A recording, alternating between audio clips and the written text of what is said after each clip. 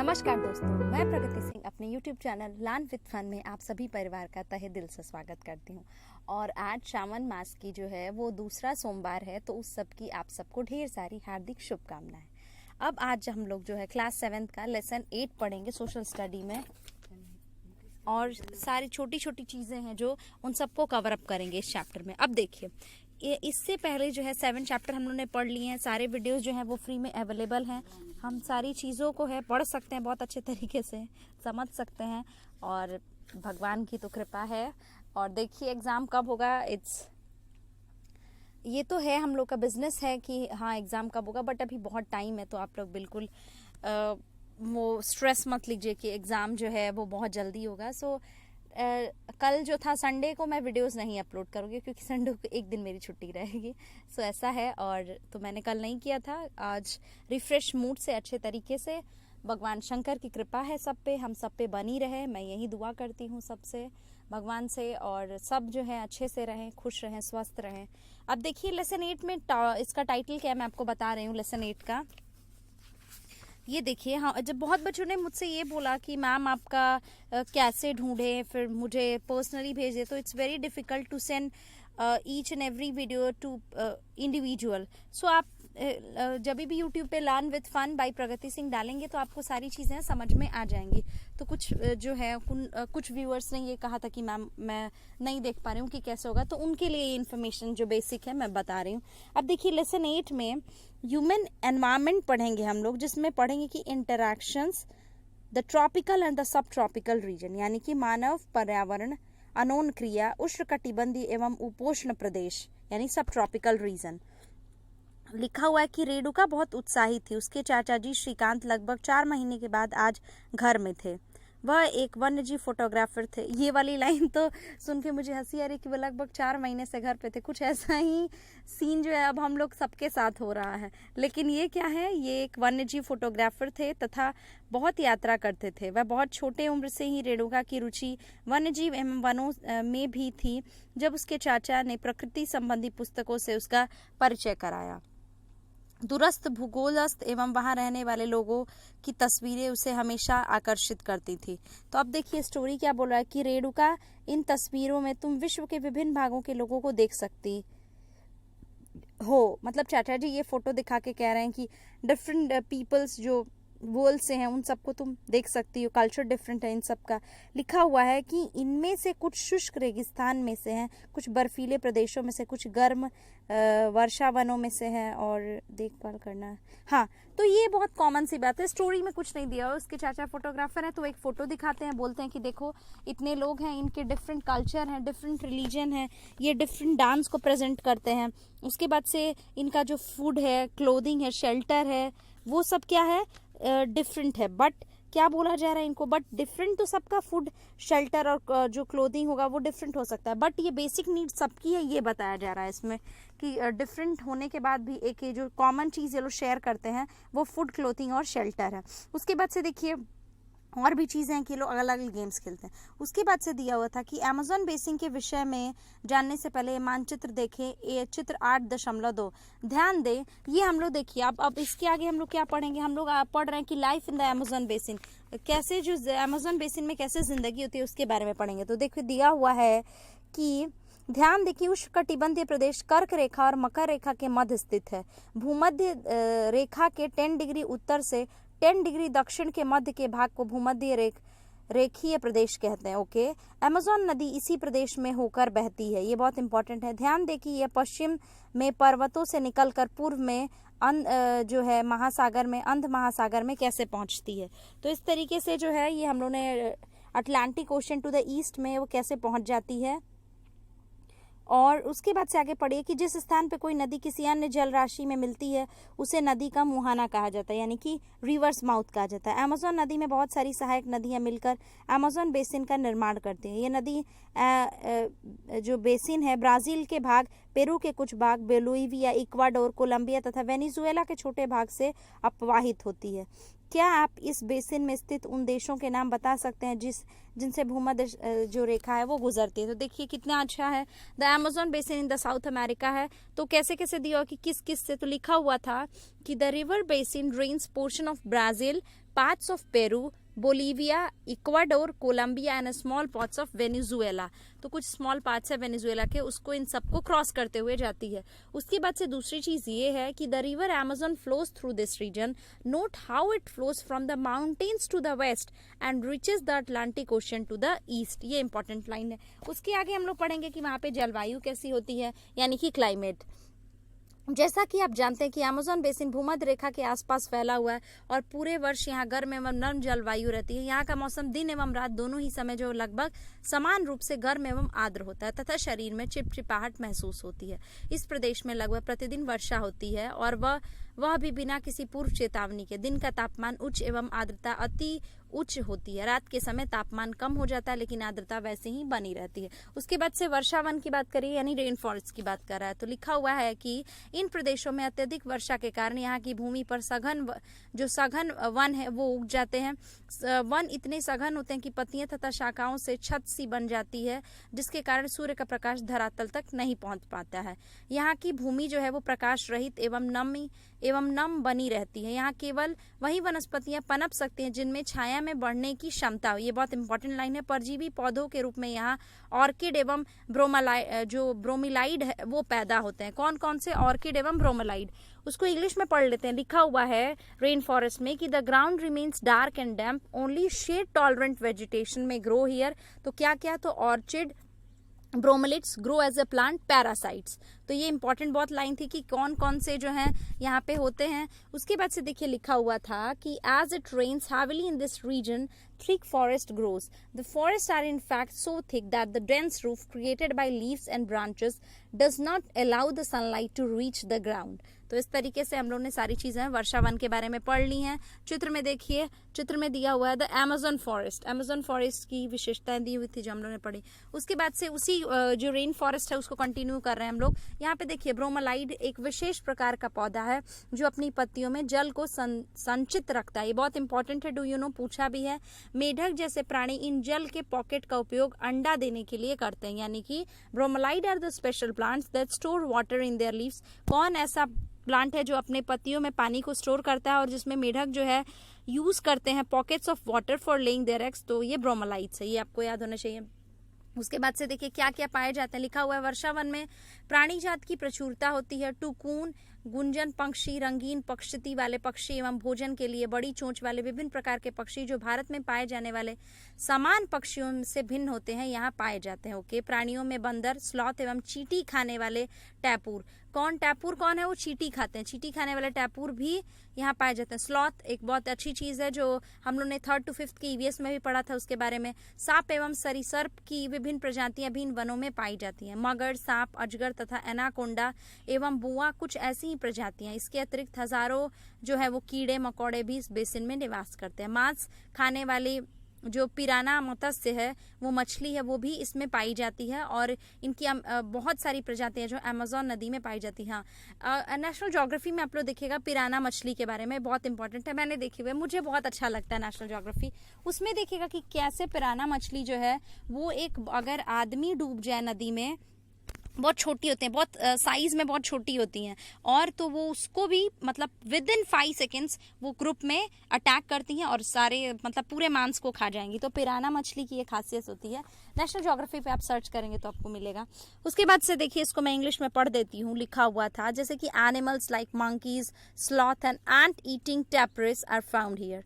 Various species of reptiles and snakes also thrive in these jungles. तो अब देखिए वर्षा one के निवासी के बारे में बात कर रहा है। डू यू नो, हम लोगों ने पढ़ ही लिया।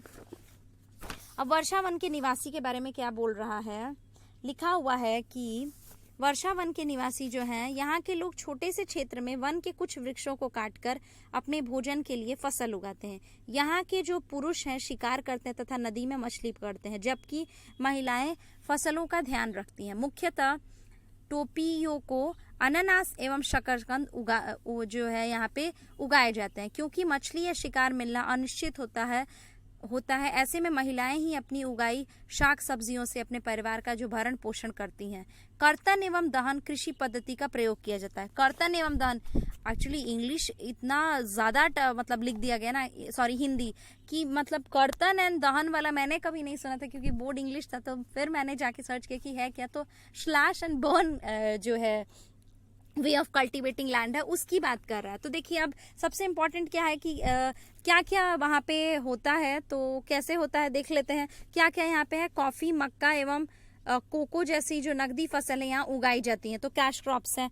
और अब स्लैश एंड बर्न जो होता है वो मैं क्या होता है मैं बताती हूँ। यानी कि कर्तन एवं दहन की पद्धति में किसान पहले वृक्षों एवं झाड़ियों को काटकर भूमि साफ करते हैं, फिर इनको जलाया जाता है, जिससे पोषक तत्व मिट्टी में मिल जाते हैं। इसे साफ भूमि पर कुछ समय के लिए फिर छोड़ दिया जाता है। इस तरह से जितने न्यूट्रिएंट्स होते हैं वो सॉइल में मिल जाते हैं, पोषक तत्व, और कुछ एक ईयर के बाद ही न्यू क्रॉप्स को ग्रोन किया जाता है। उसके बाद से उसके बाद से दिया हुआ है कि वर्षावन अत्यधिक मात्रा में घरों के लिए लकड़ी प्रदान करते हैं। कुछ परिवार मधुमक्खी के छत्ते के आकार वाले छप्पर के घरों में रहते हैं, जबकि कुछ लोग मलोका कहे जाने वाले बड़े अपार्टमेंट जैसे घरों में रहते हैं, जिनकी छत तीव्र ढलान होती है। तो अगर मलोका पूछा जाएगा कि क्या है, तो आप लोग जो है आप उसको जान जाइए। There are other large, the rain forest की बात कर रहा है कि उसमें कैसे घर होते हैं। तो देखिए बोल रहा है कि the rain forest provides a lot of woods for the houses, some families lives in thatched houses shaped like beehives. There are other large apartments like houses called moloko with a steeply slanting roof. उसके बाद से दिया हुआ था कि Amazon basin के लोगों का जीवन जो है धीरे धीरे बदल रहा है। पुराने समय में वन के अंदर पहुंचने के लिए नदी मार्ग ही एकमात्र उपाय था। 1970 में ट्रांस अमेज़न महामार्ग बना, जो महामार्ग है बनने से वर्षावन के सभी भागों तक पहुंचना जो है संभव हो गया। कब? 1970 में ट्रांस अमेज़न जो महामार्ग बना है, कैसे? ट्रांस अमेज़न हाईवे जो है। उसके बाद से देखिए यहाँ पे आगे पढ़ते हैं, हेलीकॉप्टर का उपयोग किया जाता है। इस प्रक्रिया के फलस्वरूप वहाँ की मूल आबादी को उस क्षेत्र से बाहर निकालकर नए क्षेत्र में बसाना पड़ा, जहां वो अपने पौराणिक तरीके से खेती करते रहे। विकास की गतिविधियां ये बता रहा है ना कि कैसे जो है ग्रेजुअल डिस्ट्रक्शन ऑफ फॉरेस्ट हो गया, क्योंकि वहां के लोगों को हटाना पड़ा। वहां पे कुछ और भी चीजें थी, तो उनका जो है एक तरह से अर्बनाइजेशन हो गया, तो वो कहीं और से कहीं और चले गए। तो इस तरीके से क्या हो गया कि लोगों को हटाना पड़ा, तो वो जिस तरीके से अपनी खेती करते थे उन्हें शिफ्ट करना पड़ा, प्लस उन्हें अपनी जो जमीन है वो भी छोड़नी पड़ी। उसके बाद से देखिए ये बहुत अच्छा टॉपिक है, इससे कई बार क्वेश्चन पूछा है, गंगा ब्रह्मपुत्रा बेसिन में जीवन। तो एक एक लाइन मैं पढ़ूंगी, आप लोग अच्छे से सुनिएगा, देखिए आपको याद हो जाएगा। सब पूछता है इसीलिए मैं बोल रही हूँ। पहले तो ये पूछेगा कि किस जोन में पड़ता है, किस रीजन में पड़ता है। तो लिखा हुआ है कि गंगा तथा ब्रह्मपुत्रा की सहायक नदियां मिलकर भारतीय उपमहाद्वीप में गंगा ब्रह्मपुत्र बेसिन का निर्माण करती हैं। सबसे इम्पोर्टेंट लाइन। दूसरी इम्पोर्टेंट लाइन है कि यह बेसिन जो है उपोष्ण में 10 डिग्री उत्तर से 30 डिग्री उत्तर अक्षांश के मध्य स्थित है।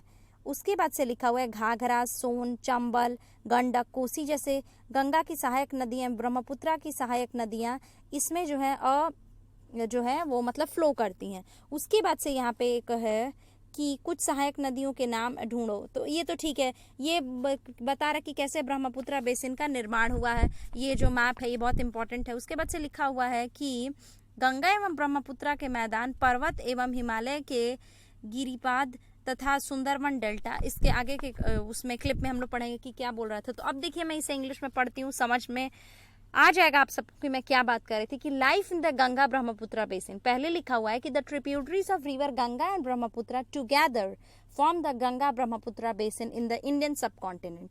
ये बहुत इंपॉर्टेंट लाइन था। The basin lies in the subtropical region that is situated between that particular point is very important. That is, the basin lies in the subtropical region that is situated between 10 degree north to 30 degree north latitudes. The tributaries of the river Ganga like the Ghaghra, the Son and the Chambal, Gandak, Kosi and tributaries of Brahmaputra drain it. उसके बाद से पढ़ते हैं, देखिए क्या लिखा हुआ है कि इस बेसिन की मुख्य विशेषताएं क्या क्या हैं। लिखा हुआ है कि मैदानी क्षेत्र में अनेक जो है चाप झील पाई जाती है। आपको याद है चाप झील किसकी बात कर रहा है? ऑक्सबो लेक की बात कर रहा है, और किसी चैप्टर में मैंने इसी में क्लास 7 के सीरीज में ही पढ़ाया हुआ है। प्लीज आप वीडियो को जाके देखिए, आपको समझ में आ जाएगा। यहाँ की जलवायु मुख्यतः मानसूनी है। मानसून में मध्य जून से मध्य सितंबर के बीच वर्षा होती है। ग्रीष्म ऋतु में गर्मी एवं शीत ऋतु में ठंडी होती है। भारत का मानचित्र देखिए, उन राज्यों के नाम बताइए जहां गंगा ब्रह्मपुत्र बेसिन जो है वो स्थित है। चित्र 8.8 माने जो हम लोग ने ग्राफ देखा, सॉरी जो इससे पहले जो हम लोग ने मैप देखा, इट्स नॉट द ग्राफ। उसके बाद से देखिए जनसंख्या घनत्व की बात करें यानी पॉपुलेशन डेंसिटी की बात करें, वो भी हम लोग पढ़ेंगे और देखेंगे। लिखा हुआ है कि बेसिन क्षेत्र में विभिन्न प्रकार की स्थलाकृति है। जनसंख्या के वितरण में पर्यावरण की प्रमुख जो है वो भूमिका होती है। तीव्र ढाल वाले पर्वतीय क्षेत्र बसने के लिए प्रतिकूल है, अतः गंगा ब्रह्मपुत्र बेसिन के पर्वतीय क्षेत्र में कम लोग रहते हैं। मानव प्रवास के लिए मैदानी क्षेत्र सबसे उपयुक्त है, अतः यहाँ जनसंख्या घनत्व अधिक है। अभी हम लोग डेफिनेशन पढ़ेंगे किसको हम पॉपुलेशन डेंसिटी कहते हैं। यहाँ की मिट्टी उपजाऊ है। यही स्टेटमेंट्स पूछते हैं कि क्या क्या चीजें सही है, तो यहाँ की मिट्टी उपजाऊ है। जिन स्थानों पे फसल उगाने के लिए समतल भूमि उपलब्ध है, वहाँ के लोगों का जो मुख्य व्यवसाय है वो कृषि है। धान यहाँ की मुख्य फसल है। चूंकि धान की खेती के लिए पर्याप्त जल की आवश्यकता पड़ती है और यहाँ पे जो जल है वो जो है प्रचुर मात्रा में उपलब्ध है, तो इस तरीके से धान की जो खेती है वो करना बहुत ही सरल हो जाता है। तो ये तो बहुत अच्छी ये बात है। उसके बाद से देखिए दिया हुआ है, आगे हम लोग पढ़ रहे हैं कि गन्ना एवं जूट जैसी नकदी फसलें भी उगाई जाती हैं। ये किसकी बात कर रहा है? गंगा ब्रह्मपुत्र बेसिन की बात कर रहा है। मैदान के कुछ क्षेत्रों में केले के बागान भी देखे जाते हैं। पश्चिम बंगाल एवं असम में चाय के बागान मिलते हैं। ये कौन नहीं जानता है कि चाय के बागान कहाँ है? ये तो बहुत अच्छी बात है। बिहार एवं असम के कुछ भागों में सिल्क के कीड़ों का जो है उसका भी उत्पादन किया जाता है। उसके बाद से लिखा हुआ है, एक सेकेंड, हाँ या लिखा हुआ है कि silk is produce through the cultivation of silk worms in parts of Bihar and Assam. तो ये इंपॉर्टेंट लाइन है, याद रखिएगा। उसके बाद से देखिए लिखा हुआ है कि विभिन्न भू आकृतियों के अनुसार वनस्पति में भी विभिन्नता पाई जाती है। गंगा ब्रह्मपुत्र के मैदानों में सागवन, साखू एवं पीपल के साथ साथ पर्णपाती पेड़ भी पाए जाते हैं। ब्रह्मपुत्र के मैदानी क्षेत्र में घने जो होते हैं वो बांस भी पाए जाते हैं। डेल्टा क्षेत्र मैंग्रोव वन से घिरा हुआ है। उत्तराखंड, अरुणाचल प्रदेश की ठंडी जलवायु एवं तीव्र ढाल वाले भागों में चीड़, देवदार एवं जो फर जैसे शंकुधारी पेड़ जो है वो पाए जाते हैं। देखिए धान की कृषि, असम में चाय की जो बगानी की जाती है, उन सब के बारे में बता रहा है। अब मैं इसे इंग्लिश में पढ़ देती हूँ कि ये क्या लिखा हुआ था। लिखा हुआ था ये चीज कि wheat, maize, sorghum, gram and millets are the other crops that are grown. Cash crop like sugarcane and jute are also grown.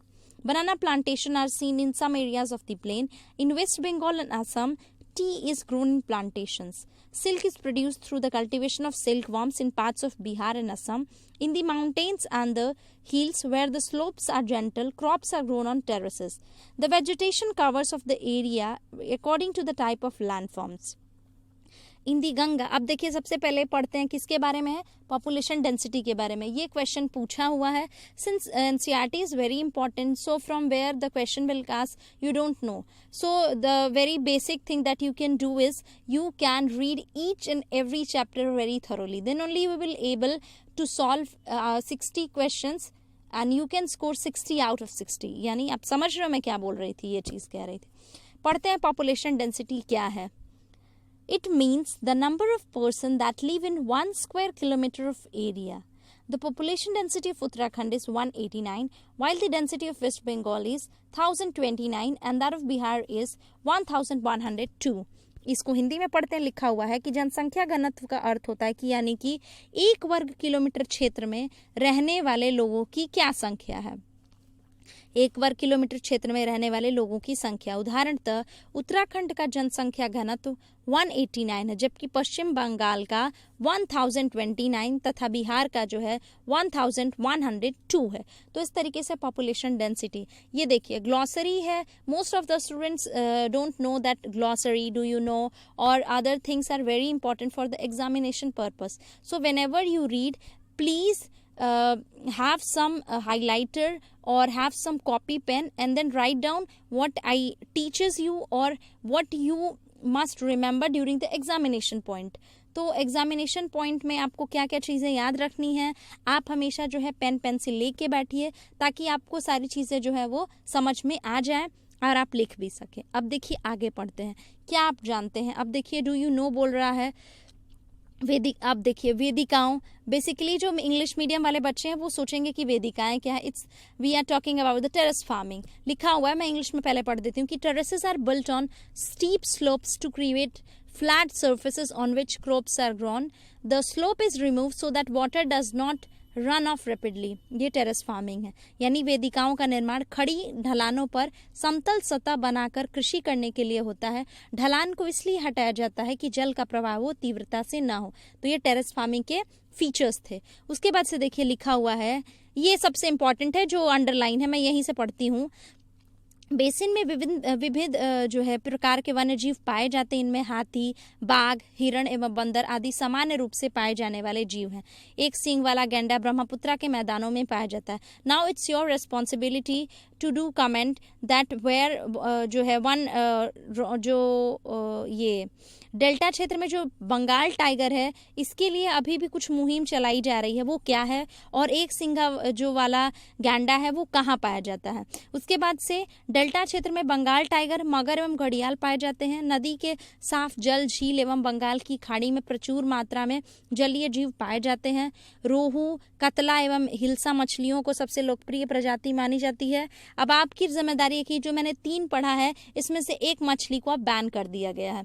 क्यों? क्योंकि तो with reason you have to comment and write down that why it is banned.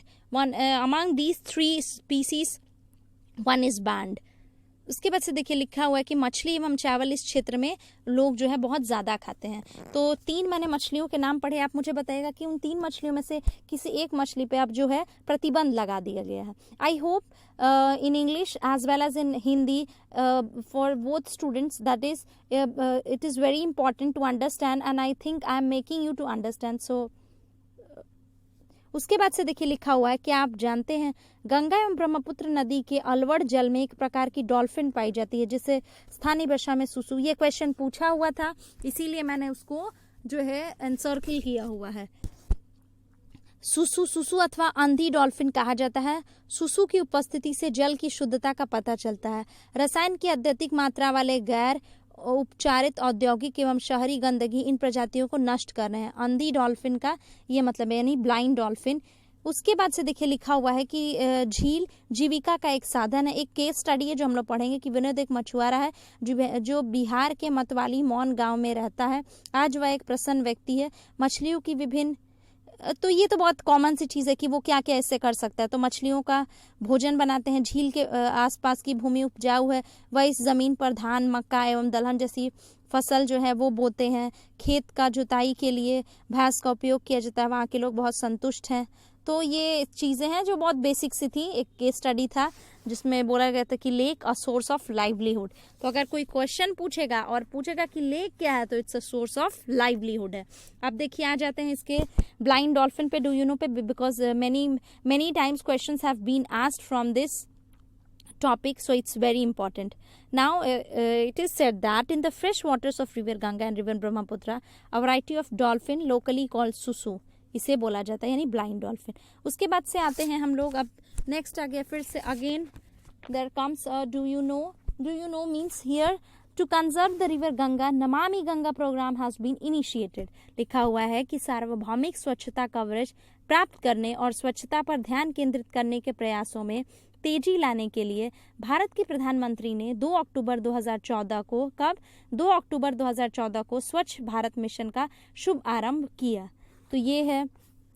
उसके बाद से देखिए लिखा हुआ है, हाँ हम लोग झील के बारे में ही पढ़ रहे थे, केस स्टडी पढ़ रहे थे that lake it's a source of livelihood and in that we are studying that what are the benefits of lake, how lake is important, how it is contributing to the people who are living there. तो ये सारी चीज़ें हैं। पकड़ने, खाने व बेचने के लिए काफ़ी मछलियाँ हैं जिन्हें पकड़कर वे पास के शहरों में भी बेचते हैं। सी मेरे साथ क्या होगा, अगर मैं प्योर तो मैटर तो इंग्लिश हिंदी में ही है, but if I will not convert it in English then I don't think so that English student as will not understand it. So for that purpose I am doing all these things. उसके बाद से देखिए लिखा हुआ है ये समुदाय प्रकृति के साथ जो है वो समरसता बना कर रहता है। जब तक पास के शहरों का प्रदूषण इस झील तक नहीं पहुंचता तब तक मत्स्य पालन को कोई खतरा नहीं है। तो ये तो है कि हाँ, बहुत झील तो it's a source of livelihood, but day by day it is degrading, it is polluting, and due to human activities it is dividing as well as it is devastating. So all these human activities are the main causes for a pollution as well as for a polluted lake. उसके बाद से आगे पढ़ते लिखा हुआ है कि गंगा ब्रह्मपुत्रा के मैदान में कई बड़े शहर एवं कस्बे स्थित हैं। ये लास्ट क्लिप है, इसीलिए आप लोग बहुत खुश हो जाइए। कुछ इंपॉर्टेंट चीज़ें हैं जो हम लोग पढ़ लेंगे यहाँ पे। डू यू नो था कि to conserve the river Ganga Namami Gange programme has been initiated. उसके बाद से स्वच्छ भारत मिशन कब लाया गया? तो 2 अक्टूबर 2014 को। यहाँ पे देखिए लिखा हुआ है कि गंगा ब्रह्मपुत्रा के मैदानों में कई बड़े शहर एवं कस्बे स्थित हैं। Allahabad, Kanpur, Varanasi it's my favourite place. Then Lucknow, Patna एवं कोलकाता जो है वो है। जैसे 10 लाख से अधिक आबादी वाले शहर गंगा नदी के तट पर ही स्थित है। इन शहरों तथा यहाँ स्थिति औद्योगिकों का गंदा पानी बहकर नदी में ही जाता है, जिससे नदी प्रदूषित होती है। बेसिन में यातायात का सुविकसित तंत्र उपस्थित है। आप देख सकते हैं कि गंगा ब्रह्मपुत्रा बेसिन में यातायात के 4 मार्ग सुविकसित हैं। मैदानी इलाकों में लोग सड़क मार्ग एवं रेल मार्ग द्वारा एक स्थान से दूसरे स्थान तक जाते हैं। नदी के तटीय क्षेत्र में जलमार्ग यातायात का जो है प्रभावशाली माध्यम है। कोलकाता जो है हुगली नदी पर स्थित है, एक महत्वपूर्ण पतन है। मैदानी क्षेत्र में कई बड़े बड़े जो हवाई पतन भी स्थित है। ओके, नंबर ऑफ एयरपोर्ट्स की बात कर रहा है। उसके बाद से देखो लिखा हुआ है ये कहाँ पाया जाता है कि tiger in Manas wild life sanctuary, यानी टाइगर्स कहाँ पाए जाते हैं, बाघ कहाँ पाए जाते हैं? तो मानस वन्य जो है वो अब उसमें पाए जाते हैं, यानी कि वाइल्ड लाइफ सेंचुरी में पाए जाते हैं। उसके बाद से देखिए लिखा हुआ है कि पर्यटन इस बेसिन की एक महत्वपूर्ण क्रिया है, यानी कि tourism is another important activity of the basin. Taj Mahal on the banks of river Yamuna in Agra, Allahabad on the confluence of the river Ganga and Yamuna. ये तो सारी चीज़ें थी. So that's all for today. यही था आज का, क्योंकि आज का जो हम लोग आज मंडे है. So I am very happy. आप लोग भी बहुत खुश होंगे. अच्छे से पूजा पाठ करिए, और ऐसा नहीं है कि मैं खुद हिंदू हूँ तो ऐसा नहीं है कि मैं बोलूँगी कि पूजा पाठ करिए. बहुत सारे ऐसे भी स्टूडेंट्स होंगे जो सिख हो सकते हैं, कुछ मुस्लिम हो सकते हैं, because India is a diverse country. So जिसकी जिसमें आस्था है वो सब अपनी बनाए रखिए, करिए. मैं किसी की भी आस्था को बिल्कुल ठेस नहीं पहुंचाऊंगी. बस यही था. और जो आप लोग हैं धीरे धीरे पढ़ते रहिए. आपसे एक रिक्वेस्ट है, प्लीज़ आप लोग जो है, क्योंकि videos are very important, so please do so much time you can like, share, as well as those who have subscribed, no problem, and those who have not subscribed, for them please hit the bell button so that you can be notified whenever I put videos. Then another important thing is that कि आप लोग सारे videos मुझे मेरे देखते हैं. So thank you so much. Thank you so much for supporting me, for giving me so encouragement so that I can go higher and higher. So thank you so much. बस यही था, सारी चीज़ें थी. और आई होप मुझे बताइएगा आपको वीडियो कैसा लगा. प्लीज़ आप अपना कमेंट कीजिएगा और बस रिमार्क दीजिएगा, तब मुझे सारी चीज़ें हैं वो बहुत अच्छी हो जाएंगी, क्लैरिफाई हो जाएंगी. तो मैं और भी चीज़ें जो हम लोग साथ साथ करेंगे वो सब कुछ हम लोग जो है धीरे धीरे डिस्कस करेंगे. A time will come, because a Rome is not built in a day. So that's it. Thank you so much. Have a nice day, और मिलते हैं अगले वीडियो में. So stay tune to my YouTube channel Learn with Fun, that is by Pragati Singh. So thank you so much.